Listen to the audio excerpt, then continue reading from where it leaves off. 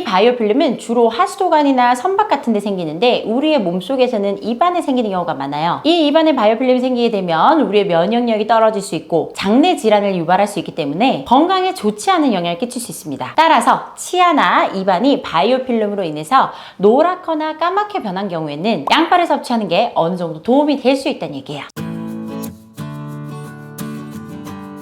안녕하세요, 내과점의 닥터케이입니다. 평상시에 우리가 요리를 할 때 자주 쓰는 야채들이 몇 가지 있죠?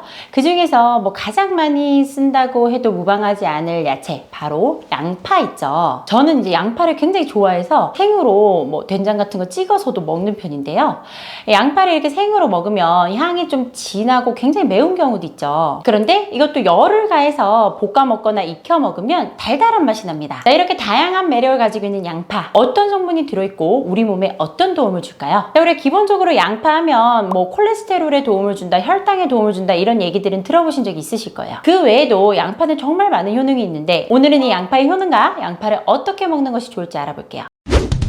양파는 수분이 전체의 90%를 차지할 정도로 굉장히 수분 함량이 높은 그런 야채입니다. 이렇게 수분이 많이 들어있으니까 상대적으로 영양소는 적은 것이 아닌가 싶지만 양파에는 단백질, 탄수화물, 비타민C, 칼슘, 인, 철 이런 여러 가지 미네랄과 비타민들이 거의 한 150가지 정도 들어있습니다. 이렇게 풍부한 유효 성분들이 우리 몸에 굉장히 도움을 주게 되는데 가장 대표적인 성분이 바로 알리신과 황화알릴이에요. 양파 특유의 그 향 있죠? 알싸한 그 향이 있어요. 그리고 이제 매운맛이 나는 거, 그리고 양파 껍질을 우리가 벗기거나 썰 때 눈물이 납니다. 뚝뚝 흐르죠. 그 원인이 바로 이 성분 때문이에요. 이 알리신은 피로회복에 좋은 비타민 B1이 잘 흡수될 수 있도록 도와주는 역할을 하기 때문에 감기 몸살 같은 게 걸렸을 때 굉장히 도움이 되는 성분입니다. 네, 실제로 이제 미국의 초대 대통령인 그 조지 워싱턴이 감기에 걸렸을 때 양파를 먹는다, 이런 얘기가 있었다고 해요. 그래서 양파의 효능이 많은 사람들에게 알려지기도 했었습니다. 이 외에도 이 알리신은 우리의 신진대사를 촉진시켜주는 기능도 합니다. 그리고 비타민의 흡수를 돕기 때문에 피로회복에도 도움을 줄 수 있고요. 더군다나 이 알리신은 우리 몸속에 있는 일산화질소를 배출하는 데 도움을 줍니다. 그래서 이 일산화질소가 많이 배출되면 우리 혈관의 강직성이 떨어지게 되고, 그렇게 혈관의 강직성이 떨어지면 우리의 혈압을 낮추는 데 도움을 주게 합니다. 더군다나 우리 피 속에 있는 혈소판들이 엉기는 것을 좀 방지할 수 있고, 우리의 혈액 속에 있는 그 섬유소의 용해작용을 도와주기 때문에 몸에 혈전이나 뇌졸중 같은 게 발생하는 위험이 약간 감소되는 효과도 있습니다. 이 외에도 알리신은 신경안정제 작용을 하기 때문에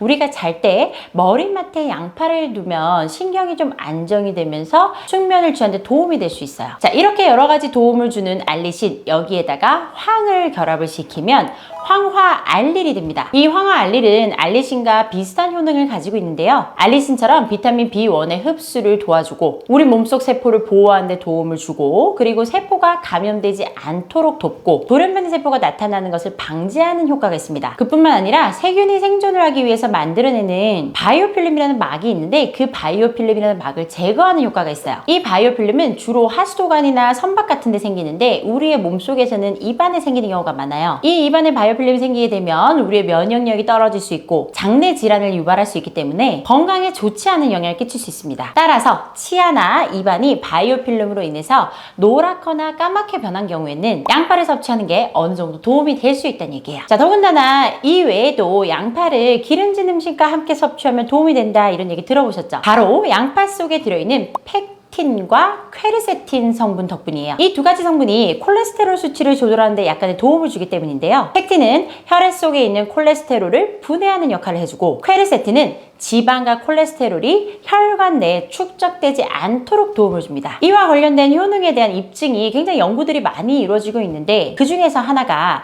실제로 콜레스테롤 수치가 높은 환자들에 있어서 12주 동안 양파를 꾸준하게 섭취를 시켰더니 나쁜 콜레스테롤인 LDL 콜레스테롤이 평균적으로 8.7% 정도나 감소했다는 결과가 있었습니다. 총 콜레스테롤 수치는 15% 정도나 줄었다고 되어 있어요. 특히나 이렇게 콜레스테롤 수치를 감소시켜주는 역할뿐만 아니라 활성산소와 과산화지질로부터 우리 몸의 세포가 공격당하지 않도록 막아주고 세포의 염증이나 상처를 회복하는 데도 도움을 줍니다. 그리고 양파에는 크롬이라는 성분도 들어있어요. 자, 크롬은 무엇을 하느냐? 있습니다. 지방 대사에 필수적이고 포도당 대사의 항상성을 유지해주는 미량 무기질이에요. 즉 인슐린의 활성을 좀 높여서 포도당이 세포 안으로 잘 들어갈 수 있도록 하는 역할을 해요. 자, 이로 인해서 혈당이 안정적으로 유지될 수가 있습니다. 실제로 연세대학교 세브란스 병원에서 이와 관련된 연구를 한번 한 적이 있는데 고혈당인 쥐에게 양파 추출물을 투여했더니 그 실험쥐의 혈당이 19% 정도나 감소했다는 결과가 있어요. 사실 근데 이것은 이제 쥐를 통해서 한 실험이죠. 동물 실험. 사람에게는 어떤 영향을 미치는지는 확실하게 단언할 수는 없습니다.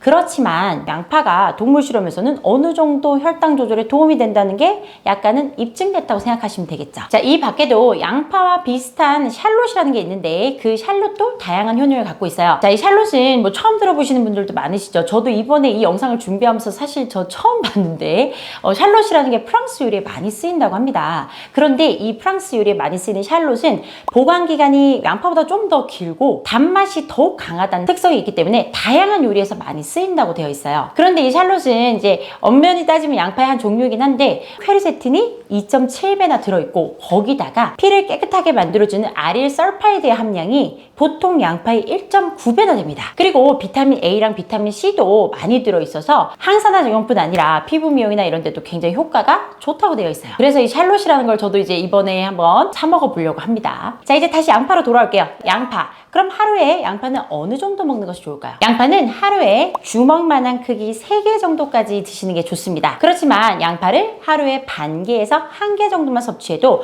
필요한 영양소는 다 섭취할 수 있어요. 거기다가 양파를 생으로 먹는 것과 익혀 먹는 것에 따라서 섭취될 수 있는 영양소가 달라집니다. 자, 양파를 익히게 되면 매운맛은 사라지죠. 그러면서 단맛은 강해지는데 이것은 매운맛을 나타내는 알리신과 황화알릴이 열에 약하기 때문에 가열을 하면 줄어들기 때문이에요. 이거를 효율적으로 드시려면 익혀서 먹는 것보다는 생으로 먹는 것이 더 좋아요. 그렇지만 생양파를 너무 과하게 먹으면 당연히 위벽에 자극이 될 수밖에 없습니다. 그렇기 때문에 이제 우리의 위장 질환이 있으신 분들은 생양파를 먹더라도 반쪽 이상 드시지 마시고 하루에 너무 먹기 힘들다 하면은 생으로 드시는 것보다는 약간이라도 겉에라도 좀 익혀 드시는 게 좋아요. 자, 그리고 이 외에도 양파를 이제 달여서 먹거나 뭐 분말로 드시는 분들도 가끔 계세요. 아니면 뭐 즙 같은 게 액상으로 나오는 경우도 있죠. 그런데 여기서 다 포인트.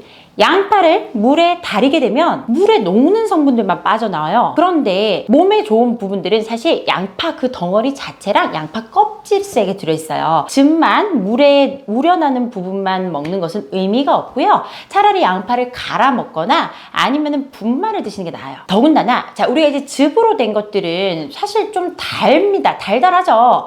당도가 있어요. 평균적으로 양파 그 즙 한 포에는 당이 한 9g 들어있습니다.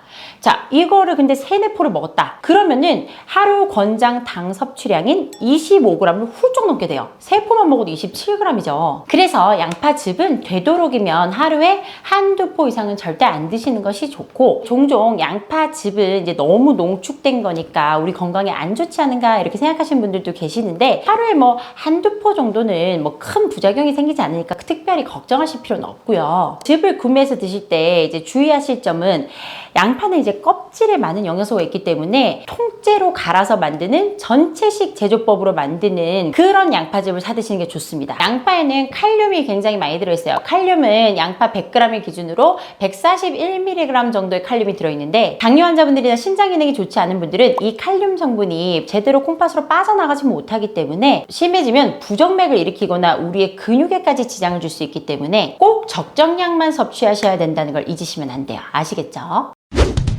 자, 오늘은 이렇게 여러 가지 맛과 효능을 가지고 있는 양파에 대해서 알아봤어요. 양파는 뭐 너무 다양한 성분들이 있고 우리 혈관을 깨끗하게 해주고 붓기를 빠지게 해주고 너무 여러 가지 작용을 많이 하고, 그래서 별명이 혈관 청소부입니다. 그만큼 기름진 음식을 즐겨 드시거나 콜레스테롤 수치가 높은 분들에게 많은 도움이 될 수 있는 식품이죠. 그리고 양파 안에는 칼슘도 많이 들어있어서 성장기 어린아이들에게도 도움이 됩니다. 더군다나 칼슘이 많으니까 당연히 연령이 높으신 어르신들이나 골다공증 환자분들에게도 도움이 되죠. 자, 모든 식품이나 모든 좋은 것들도 항상 너무 과하면 독이 된다는 것 잊으시면 안 되고요. 오늘 이렇게 제가 좋아하는 양파에 대해서 알아봤어요. 자, 오늘 영상이 도움이 되시면 구독과 좋아요, 알림 설정 부탁드릴게요. 감사합니다. 내과 전문의 닥터 K였습니다.